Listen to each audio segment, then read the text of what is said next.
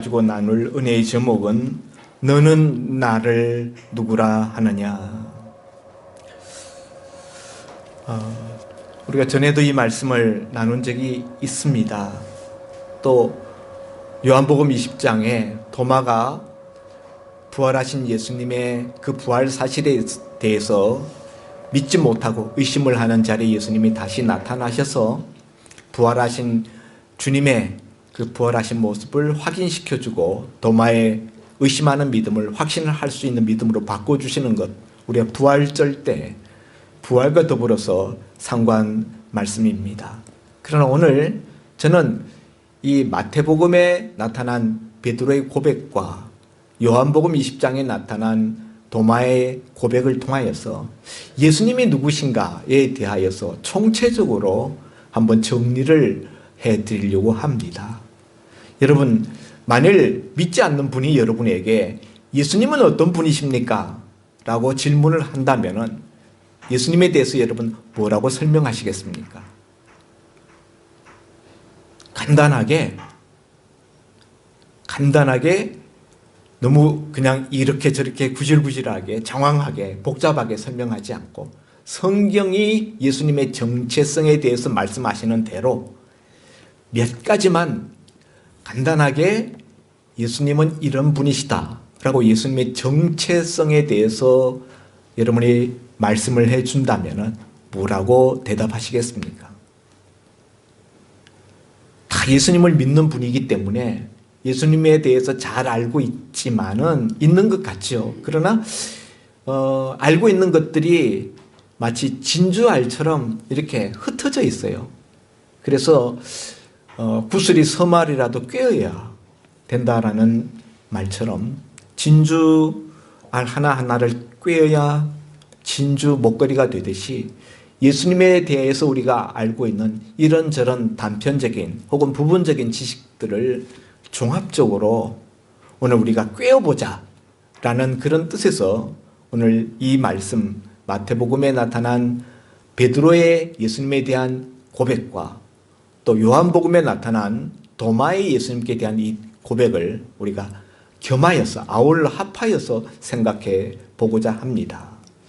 여러분, 우리가 기독교의 중요한 교리 중에 한 가지, 그것은 바로 삼위일체 교리입니다. 성부, 성자, 성령, 이 세 분 하나님은 삼위이지만은 그러나 한 하나님이시다. 일체이시다. 그 권세와 능력이 동등하시다. 이 삼위일체로 우리가 성부, 성자, 성령 하나님을 설명하듯이 예수님에 대해서도 오늘 세 가지로 제가 여러분께 정리를 해드리려고 합니다. 여러분, 왜 마태복음만 가지고 이야기하지 않고 또 요한복음만 가지고 이야기하지 않고 마태복음과 요한복음 이 양쪽을 다 겸하여서 여러분께 말씀드리는가 하면은 요한복음이 가지고 있는 속성을 우리가 좀 이해할 필요가 있습니다. 마태, 마가, 누가, 요한복음 중에서 제일 먼저 기록된 복음서는 마가복음서이고요.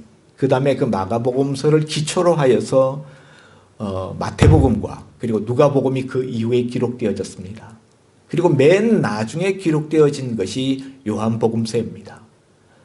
요한복음은 예수님의 수제자였었던 수제자 3인방 중에 한 사람이었던 요한이 앞서 기록되어진 마가복음과 마태복음, 누가복음을 다 읽고 다 그것을 알고 있었어요. 그런 상태에서 앞에 나타난 세 복음서에 빠져 있는 부분들을 보강하는, 보충하는 그런 다분한 저술 의도를 가지고 쓴 것이 요한복음입니다. 그래서 앞에 나온 내용들이 요한복음에 반복되는 부분들도 있지만은 상당히 많은 부분은 앞에 나오는 세 복음서에는 나오지 않았던 내용들이 요한복음서에 나온다 하는 것이죠. 그래서 앞에 마태복음에서 베드로가 예수님에 대해서 신앙 고백한 것과 그리고 거기에 대해서 조금 부족한 부분을 사도 요한이 요한복음에서 보충하고 있다 라고 생각되어져서 두 복음서에 나타난 베드로의 신앙 고백과 또 도마가 요한복음에서 예수님께 대해서 고백한 그 내용을 합하여서 오늘 예수님의 정체성에 대해서 세 가지로 정리를 해드리려고 합니다. 여러분, 우리가 예수님을 믿는데 예수님이 누구냐 하는 것을 성경대로 우리가 분명히 알아야, 그래야 우리가 구원을 받는 데 있어서 문제가 생기지 않습니다. 예수님에 대해서 우리가 믿는다 하면서도 성경이 말하고 있는 예수님에 대해서 알지 못한다면 우리의 구원이 불확실해지고 우리의 구원이 물거품이 될 수도 있다 하는 사실 때문에 무엇보다도 중요한 것은 예수님이 누군가에 대한 분명하고도 성경적인 그런 그 정리, 또 그 성경대로의 믿음을 우리가 가져야 될 필요가 있다 하는 것이죠. 오늘 예수님께서 제자들을 데리고 가이사라 빌립보라는 지역을 지나고 계셨습니다. 예수님께서 가이사라 빌립보를 지나시게 된 이유는 예수님이 이제 장차 그 16장에서 가이사라 빌립보를 지나치시고 17장에서 변화산상에 올라가시게 됩니다. 변화산이라고 일컬어지는 이 산은 우리가 헬몬산이라고 흔히 우리가 생각하고 있는데요. 이 헬몬산을 가는 그 산 아래 기슭에 있는 지역이 가이사라 빌립보라는 지역입니다. 그래서 예수님이 변화산상 헬몬산에 가서 변형된 자신의 모습을 제자들에게 보여주시면서 자신이 누구인가를 제자들에게 가르쳐 주시려고 지금 이 길을 가는데, 그 변화산상 전에 가이사라 빌립보 지역에 다다랐을 때 거기에서 예수님이 두 가지 질문을 합니다. 사람들이 인자를 누구라 하느냐? 사람들이 예수님을 보고 예수님 자신을 보고 누구라고 말하느냐? 라고 묻지요. 제자들이 대답하기를 더러는 세례 요한이라고 하고 더러는 엘리야라고 하고 어떤 이는 예레미야, 어떤 이들은 선지자 중에 하나라 하더이다.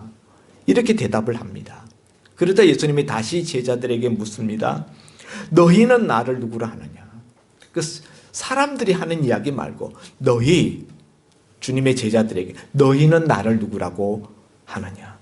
그때 베드로가 나서서 대표로 이야기를 하죠. 주는 그리스도시요 살아계신 하나님의 아들이십니다. 너무나 유명한 베드로의 신앙 고백입니다. 예수께서 이 베드로의 대답을 들으시고 시몬아 내가 복이 있다. 이를 내게 알게 하니는 혈육이 아니요 하늘에 계신 내 아버지다. 그러면서 내가 내게 이르노니 너는 베드로라. 너는 반석이라. 내가 이 반석 위에 내 교회를 세우리니 음부의 권세가 이기지 못할 것이다. 이렇게 예수님이 베드로의 그 신앙 고백을 듣고 베드로의 믿음을 칭찬합니다. 여러분, 여기서 베드로는 예수님에 대해서 뭐라고 이야기를 합니까? 베드로는 예수님에 대해서 주는 그리스도십니다. 이렇게 이야기해요. 그리스도. 예수님은 그리스도시다. 20절 마지막 절에 가서도 보면은 이에 제자들에게 경고하사 자기가 그리스도인 것을 아무에게도 이르지 말라 하시니라. 예수님이 베드로의 신앙 고백을 듣고 베드로의 그 그리스도시요 살아계신 하나님의 아들이라는 그 고백을 인정하고 칭찬하고 축복했습니다. 그런데 20절에 가서 보면은 자기가 그리스도인 것을 아무에게도 이르지 말라, 말하지 마라. 이렇게 예수님께서 제자들에게 경고하는 것을 봅니다. 왜냐하면은 예수님이 그리스도가 아니기 때문에 이렇게 말씀하시는 것이 아니라 예수님이 그리스도인 것은 사실이죠. 그런데 아직 예수님의 때가 이르지 않았기 때문에 예수님이 그리스도라고 이야기하게 되면은 예수님이 십자가에 못 박히게 되는 시간이 바로 닥치기 때문에 오늘 예수님은 아직 그 때를 조절하고 계시는 겁니다. 사람들한테 아직은 다 알리지 마라. 이렇게 이야기하는 거죠. 자, 그러면은 그리스도, 예수님이 그리스도라고 말하는 것이 왜 문제가 될까요? 그리스도가 그리스도라는 그 뜻이 무엇이길래 예수님은 아직은 말하지 마라. 그러나 내가 그리스도인 것은 맞다. 그리스도라고 고백하는 베드로 내 믿음이 참 복받을 믿음이고 하나님께서 주신 믿음이다. 그리스도가 뭘까요? 그리스도라는 단어가 의미하는 바가 뭡니까? 그리스도라는 이 단어는 헬라어예요. 예수님 당시에는 온 로마 통치하에 있었던 그 나라들이 다 그리스어, 헬라어를 썼죠. 그래서 성경도 헬라어로, 신약 성경도 헬라어로 기록되어져 있습니다. 그러면 구약 성경은 뭘로 기록됐죠? 구약 성경은 히브리어로, 이스라엘 사람들 고유의 히브리어로 기록되어져 있어요. 그래서 그리스도라는 이 헬라어를 이스라엘 사람들이 쓰는 구약을 기록한 히브리어로 바꾸면은 그 말이 메시아예요. 메시아. 메시아라는 말과 그리스도라는 말은 똑같은 말이다. 메시아라는 것은 구약을 쓴 히브리어로 이스라엘의 언어로 표현한 것이고 헬라어라는 것은 헬라어로 그리스도라는 것은 헬라어로 메시아를 옮겨 표현한 것이다. 그래서 메시아나 그리스도나 같은 의미를 가지고 있다. 그러면은 여러분, 그리스도는 무슨 의미를 가지고 있는 단어일까요? 그리스도라는 단어가 가지고 있는 직접적인 직역을 하면은 기름 부음을 받은 자라는 뜻이에요. 그리스도, 메시아라는 이 단어가 가지고 있는 직접적인 직역을 하면은 그 뜻은 기름 부음을 받은 자다라는 뜻이에요. 이스라엘에서는 세 가지 경우에 기름을 부어서 세웠습니다. 첫째, 제사장으로 세워질 때, 제사장으로 임명될 때 기름을 부었어요. 제사장은 아무나 되는 게 아니죠. 레위 지파 중에서, 그 중에서도 고핫 자손 중에서, 그 중에서도 아론의 후손들만이 제사장으로 임명되는데, 그들이 제사장으로 임명될 때는 기름을 부어서, 그 머리에 기름을 부어서 제사장으로 세웠다. 또 두 번째로 기름 붓는 직종이 있었는데 그것은 바로 선지자로 세움을 받을 때 기름을 부었어요. 엘리야가 그 제자 엘리사를 선지자로 세울 때 그의 머리에 기름을 부어서 선지자로 세우지요. 세 번째로 기름을 붓는 직종이 있었는데 그것은 바로 왕입니다. 왕으로 세움을 받을 때 그 왕의 머리에 제사장이 기름을 부어서 그래서 왕으로 세우는 것이죠. 제사장은 어떤 역할을 합니까? 제사장은 보통 사람들이 하나님 앞에 그냥 나갈 수 없는데 제사장이 그 사람을 데리고 그 사람이 가진 제물을 가지고 하나님 앞에 나가게 합니다. 그 사람이 하나님 앞으로 나갈 수 있도록 인도하는 그 교량과 같은 역할을 제사장이 감당을 하죠. 선지자는 하나님의 뜻, 하나님의 말씀을 받아서 그것을 사람들에게 전하고 그것을 사람들에게 선포하는 그것이 바로 선지자의 일이에요. 하나님의 말씀과 하나님의 뜻을 사람들에게 알게 하는 그것이 선지자의 역할입니다. 왕은 백성을 다스리는 통치자이죠. 예수님은 이 세 가지 기름 부음의 이 삼중직을 동시적으로 가지고 있는 유일한 분이십니다. 예수님은 제사장이시요, 우리를 하나님 앞으로 나가도록 인도하는 다리와 같은 제사장이시요, 하나님의 뜻과 하나님의 말씀을 우리에게 전해주고 우리에게 선포해 주시는, 깨닫게 해주시는 선지자와 같은 존재요. 우리를 다스리시는 우리의 왕이십니다. 그래서 예수님은 그리스도십니다. 예수님이 메시아입니다. 이 단어가 가지고 있는 의미를 제가 푼 거예요. 그런데 성경에는 바로 이와 같은 메시아를 바로 구원자로 말씀하고 있다 하는 것이죠. 구약 성경에 많은 부분에서 말씀하고 있습니다만은 이스라엘 백성들을 구원할 구원자가 다윗의 뿌리에서 나서 이스라엘 백성들을 구원하겠다.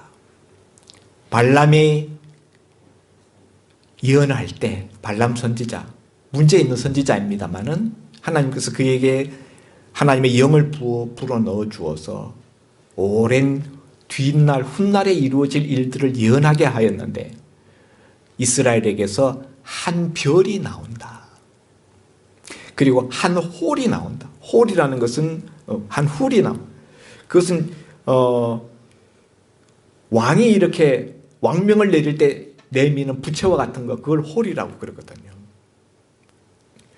그리고 내게서 한 주관자가 나온다. 바로 그 발람 선지자가 이야기한 한 별, 그리고 한 훌 주관자, 그가 바로 오실 메시아 대신 예수님을 말씀하는 거죠. 구약 성경에는 오실 구원자, 메시아에 대한 예언들로 가득 차 있습니다. 곳곳에 오실 메시아에 대해서 말씀하고 있어요. 구약과 신약의 다른 점은 뭐냐?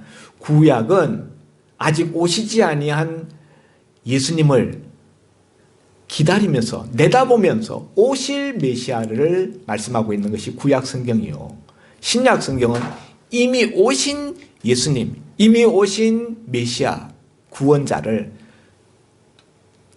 바라보면서 이미 오신 예수님을 주목하면서 그 예수님을 믿는 것, 그것이 신약 성경이 우리에게 말씀하고 있는 거예요. 예. 그 예수님을 중심으로 구약은 내다보면서 신약은 과거를 돌아보면서, 그래서 신구약 성경의 중심은 바로 예수님이십니다. 예수님이 메시아요, 예수님이 구원자라는 것을 말하는 것이 성경이에요. 그래서 신구약 성경을 줄이면은 한마디로 줄이면 요한복음 3장 16절이다 라고 이야기하는 거죠. 하나님이 세상을 이처럼 사랑하사 독생자를 주셨으니 누구든지 저를 믿는 자마다 구원 영생을 얻게 하는, 이것이 신구약 성경이 말씀하는 핵심이라는 것이죠. 그래서 주는 그리스도십니다 라고 말하는 의미는 예수님이 구원자이십니다 라는 의미예요. 삼중직, 제사장이며 선지자이며 왕이며 이 세 가지 삼중직을 동시적으로 가지고 있는 그분은 인류를 구원할 메시아 대신 예수님, 구원자. 그래서 우리가 예수님에 대해서 이야기할 때 첫 번째 예수님의 정체성은 예수님은 나의 구원자이십니다 라는 거예요. 예수님은 나를 구원할 자. 이 구원이라는 것은 어떤 상태로부터의 구원이에요. 무엇으로부터의 구원이에요? 뭘로부터의 구원입니까? 죄와 그 죄로 인한 심판과 멸망으로부터의 구원이에요. 네. 예수님은 우리의 구원자일 뿐만 아니라 유일한 구원자이십니다.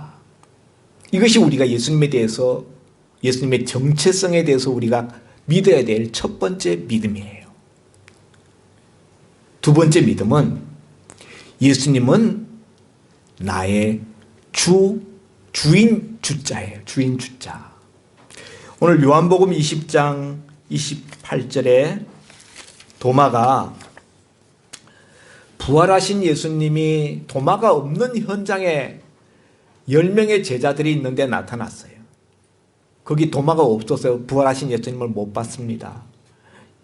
8일 뒤에 도마가 있는 자리, 도마까지 같이 있는 11명의 제자들이 다 모인 자리에 예수님이 다시 나타나셨어요. 전에 예수님이 부활하셔서 우리에게 나타나셨다라는 다른 제자들의 이야기를 듣고 도마가 뭐라고 이야기했는가 하면, 내 손가락을 예수님의 그 못자국 난 손 구멍에 넣어보고 내 손을 옆구리에 창을 받던 예수님의 옆구리에 넣어보지 않고는 내가 못 믿겠다. 이렇게 이야기를 했거든요. 예수님이 도마한테 나타나서 내 손가락을 내밀어 내 손에 넣어보고 내 손을 내밀어서 내 옆구리에 넣어보라. 그때 도마가 그 자리에서 꼬꾸라지면서 나의 주, 나의 하나님이십니다. 그때 도마가 첫 번째 외쳤던 고백, 나의 주님이십니다. 나의 주. 우리가 주 예수라고 이야기하는데 어떤 그 시골 목사님이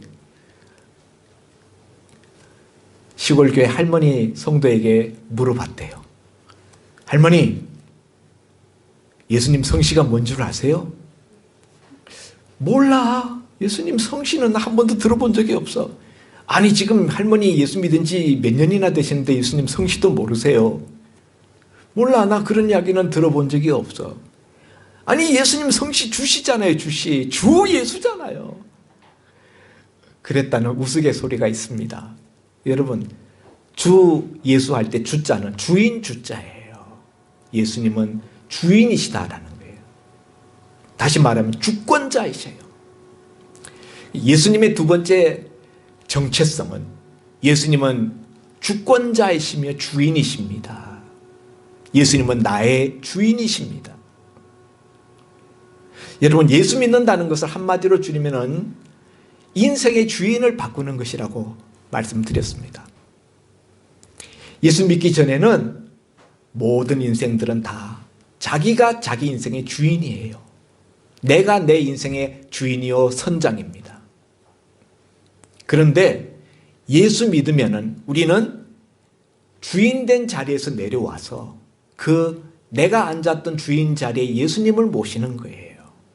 그래서 예수님이 주인이 되어서 예수님의 뜻대로, 예수님이 말씀하시는 대로, 예수님이 요구하시는 대로, 예수님이 통치하시는 대로 따라가는 거예요. 그것이 예수 믿는 것입니다. 그런데 여러분, 많은 성도들이 예수님이 나의 구원자인 건 알아요. 그런데 예수님이 나의 주인인 것은 모른 채로 교회 생활, 신앙 생활을 다니는 분들이 많습니다. 예수님은 나를 죄에서부터, 심판에서부터, 영원한 사망으로부터 나를 구원할 구원자이시지만은 동시적으로 예수님은 나의 주인이십니다. 나는 예수님 앞에서 종에 불과해요. 그러므로 우리는 예수님이 나의 주인이라는 사실을 첫째 받아들이고 예수님을 나의 주인으로 인정해야 합니다. 두 번째는 예수님이 나의 주인이라는 것을 인정하는 것뿐만 아니라 매일매일의 삶에서 순간순간의 어떤 결정의 순간에서 그 주인 되신 예수님의 뜻을 따라야 돼요. 이 두 가지가 우리에게 있어야 됩니다. 근데 여러분, 예수님을 나의 인생의 주인으로 인정하고 내 인생의 이 선장 자리, 인생의 주인 자리에 예수님을 모셨습니다. 예수님이 내 인생의 주인이 되어 주십시오. 나는 예수님을 내 인생의 주인으로 오늘 모시기로 결단하고 예수님을 내 인생의 주인석에 모십니다. 이렇게 결단을 했지만은 우리의 연약한 인간성 때문에, 죄인으로서의 우리의 어떤 남아있는 그런 본성들 때문에 주인 대신 주님의 뜻을 따르지 못하고 내 육신의 소욕대로 따라가는 그런 일들이 많이 있습니다. 그러면 우리가 그런 순간에 우리 이 구원에 대해서 우리가 자신이 없어져요. 그러나 여러분, 주인 대신 예수님의 뜻대로 100% 다 따라할 수 있는 인생은 아무도 없어요. 우리가 주님의 요구하신 뜻을 알면서도 때로는 실행하지 못하는 경우들도 있어요. 그럼 그건 뭡니까? 그건 죄 짓는 거예요. 그건 죄입니다. 하나님의 뜻을 알고도 행치 않는 것은 죄라 그랬어요. 그러면은 그럴 때는 우리가 어떻게 해야 될까요? 바로 그런 우리의 연약함 때문에 하나님께서 우리에게 회개를 가르쳐 주셨어요. 그 주님도 우리에게 회개하는 기도를 주기도문에서 가르쳐 주셨어요. 그럴 때는 우리가 회개하고 그 다음에 다시 주님의 뜻을 따르려고 다시 예수님을 나의 주인 자리에 놓고 그 주인 되신 주님의 통치를 기꺼이 받으려고 자원하는 마음으로, 기꺼이 순종하는 마음으로 따라가는, 다시 예수님을 주인으로 따라가는 그 행동, 그 시도가 있어야죠. 그러면 됩니다. 그런데 어떤 분들 중에는 예수님을 주인으로 영접합니다, 인정합니다 라고 해놓고는 실제 삶에 있어서는 전혀 예수님 뜻은 고려하지 않고 생각하지 않고 자기 뜻대로 자기 욕망대로만 하는 사람들이 있습니다. 그런 사람들에 대해서는 예수님이 뭐라고 말씀하실까요? 주여 주여 하는 자마다 다 내 아버지 집에 들어갈 수 없다. 이 불법을 행하는 자들아 내게서 떠나가라. 그런 사람들의 그 믿음에 대해서는 주님은 행함이 없는 믿음이라고 말씀합니다. 행함이 없는 믿음은 죽은 믿음이요. 아예 예수님 그 뜻을 따를 마음이 없는 거예요. 온전히 자기 자신이 오로지 주인이에요. 명목상으로만 예수님을 주인으로, 말로만 주인으로 인정하는 그 믿음은 죽은 믿음이다라는 것이죠. 그래서 우리는 우리의 주님께 대한 이 고백, 말로만 주님이 아니라 정말 우리 삶에서 예수님이 나의 인생의 주인이 되도록 우리가 날마다 나를 쳐서 주님 앞에 우리가 거꾸로 뜨리고 주님을 내 인생의 주인으로, 주권자로 모시고 따라가는, 이것이 바로 우리 성화의 길이다 하는 것이죠. 세 번째로 예수님은 누구신가? 마지막입니다. 첫 번째는 예수님은 나의 구원자요, 유일한 구원자요. 예수님은 나의 주인이요, 주권자요. 세 번째는 예수님은 삼위일체 하나님 중에 성자 하나님이시다 하는 거예요. 예수님이 구원자인 것도 알겠고 예수님이 주인이라는 것도 알겠는데 어떤 분은 예수님이 하나님이라는 것을 모르는 분들이 있어요. 오늘 베드로의 고백에서 주는 그리스도시요 살아계신 하나님의 아들이십니다. 하나님의 아들이라고 베드로는 고백했어요. 도마가 대답하여 이르되, 요한복음 20장 28절, 나의 주님이시요 나의 하나님이십니다. 나의 하나님. 도마는 예수님을 나의 하나님이라고 그랬어요. 성경은 요한복음 1장 1절에서 3절 말씀에 태초에 말씀이 계시니라, 이 말씀이 하나님과 함께 계셨으니 이 말씀이 곧 하나님이시라. 말씀이 육신이 되어 우리 가운데 거하심에 독생자의 영광이 가득하였다. 요한복음 1장 14절. 여기서 예수님을 말씀으로 이야기하셔요. 말씀은 곧 예수님이시고 이 예수님은 곧 하나님이시다. 그래서 삼위일체 교리는요, 하나하나가 각각 흩어져 있는데 이 종합하면 삼위일체 교리가 나와요. 근데 이 삼위일체는 인간의 이성으로는 다 이해할 수가 없어요. 근데 분명한 것은 예수님은 하나님이시고 또한 예수님은 성자 하나님이십니다. 하나님의 아들이시고, 베드로의 고백에서는 주는 그리스도시요 살아계신 하나님의 아들이십니다. 하나님의 아들. 도마에게 있어서는 나의 주, 나의 하나님이십니다. 그게 나의 하나님. 예수님은요, 삼위일체 하나님이셔요. 그 중에서 성자 제2위에 해당한 성자 하나님이시다. 예수님은 하나님으로서 육신의 몸을 입고 이 땅에 내려오신 성육신하신 하나님이셔요. 그래서 우리가 지난주에 말씀 나눈 바와 같이 나는 하늘로서 내려온 참떡이니 생명의 떡이라, 나를 먹는 자는 영원히 살겠다. 영생 얻겠고 영생을 얻었고 마지막 날에 내가 그를 다시 살리리라. 오늘 요한복음 20장 맨 마지막 절에도 도마에게 말씀하신 다음에 오직 이것을 기록함은 너희로 예수께서 하나님의 아들 그리스도였음을 믿게 하려 함이요 또 너희로 믿고 그 이름을 힘입어 생명을 얻게 하려 함이니라. 성경을 기록한 목적에 대해서, 요한복음을 기록한 목적에 대해서 두 가지로 이야기합니다. 예수께서 하나님의 아들 그리스도이심을 믿게 하려 하며, 두 가지로 이야기해요. 하나님의 아들, 그리고 또 하나는 그리스도, 구원자. 그래서 예수님을 믿게 하기 위해서고, 두 번째로는 믿는 자들에게 그 예수 이름을 힘입어서 생명, 다시 말하면 영생을 얻게 하려고 이 성경을 기록했다라고 말씀하는 거예요. 성경의 기록 목적, 영생을 얻게 하기 위해서. 예수님을 우리에게 주신 목적, 예수님이 이 땅에 육신을 입고 오신 목적, 예수님이 십자가에서 죽으신 목적, 그것은 우리로 하여금 예수님을 믿어 영생을 얻게 하려는 것이다.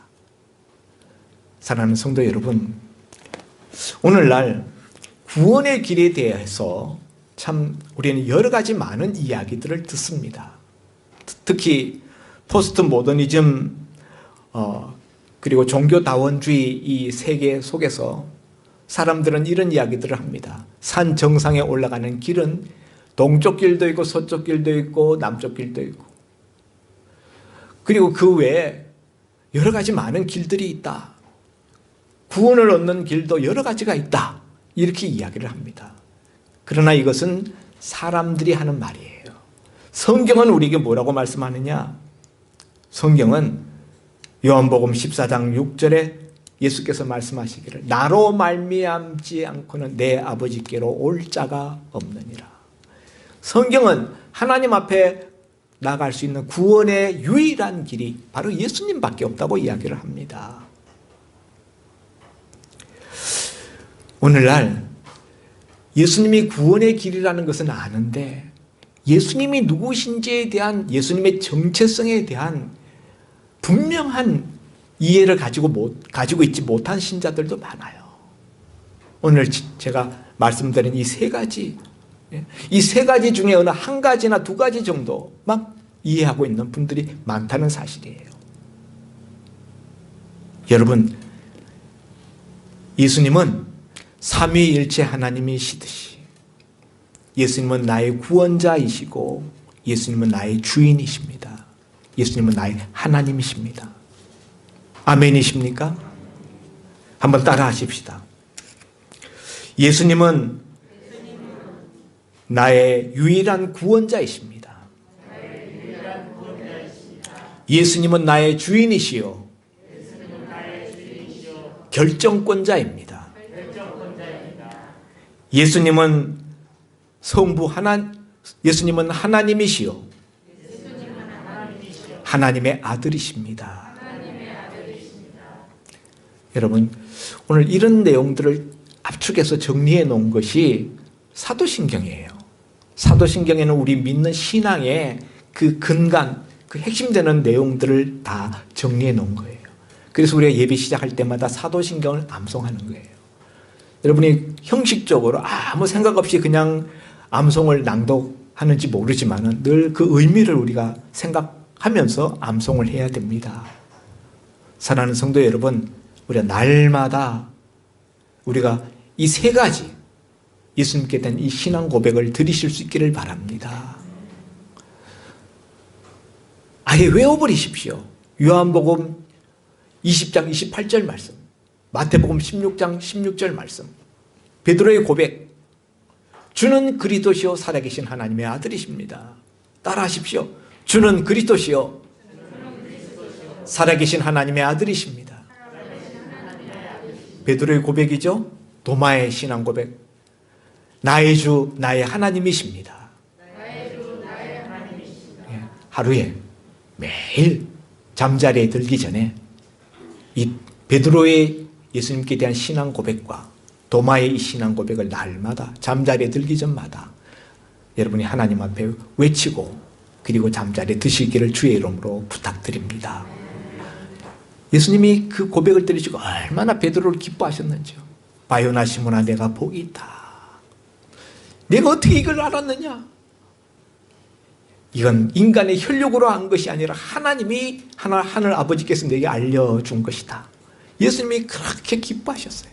아무쪼록 여러분의 예수님께 대한 믿음이 예수님을 기쁘게 하는, 그리고 여러분을 기꺼이 베드로를 축복하셨듯이 여러분의 기꺼이 축복하는 그런 믿음이 되실 수 있기를 주의 이름으로 축원드립니다. 기도합니다. 하나님 아버지, 예수님이 누군지에 대하여서 오랫동안 예수 믿었다 하면서도 제대로 분명하게 성경적인 정리를 갖지 못하고 있었던 저희들 아닌지 오늘 이 시간에 말씀을 통하여서 우리 자신을 돌아봅니다. 예수님은 나의 구원자시요, 예수님은 나의 주인이시요, 예수님은 나의 하나님의 아들이심을 오늘 말씀을 통하여 우리가 다시 한번 정리하였습니다. 아버지 하나님, 이 분명하고도 이 확실한 신앙 고백을 우리 속에 가질 수 있게 하여 주옵소서. 누가 물어도 분명하게 확신 있게 증거할 수 있는 신앙 고백이 분명한 성도들 되어서 주님의 가슴을 시원하게 해드릴 수 있는 저희들 되게 하시고, 주 앞에 서는 날 너는 나를 누구라 하느냐 주님이 물으신다면 이 분명한 대답을 드릴 수 있는 저희들 되게 하여 주옵소서. 그리하여서 단 한 사람도 구원에서 누락되는 자가 없게 하여 주옵소서. 예수님 이름으로 기도하옵나이다. 아멘.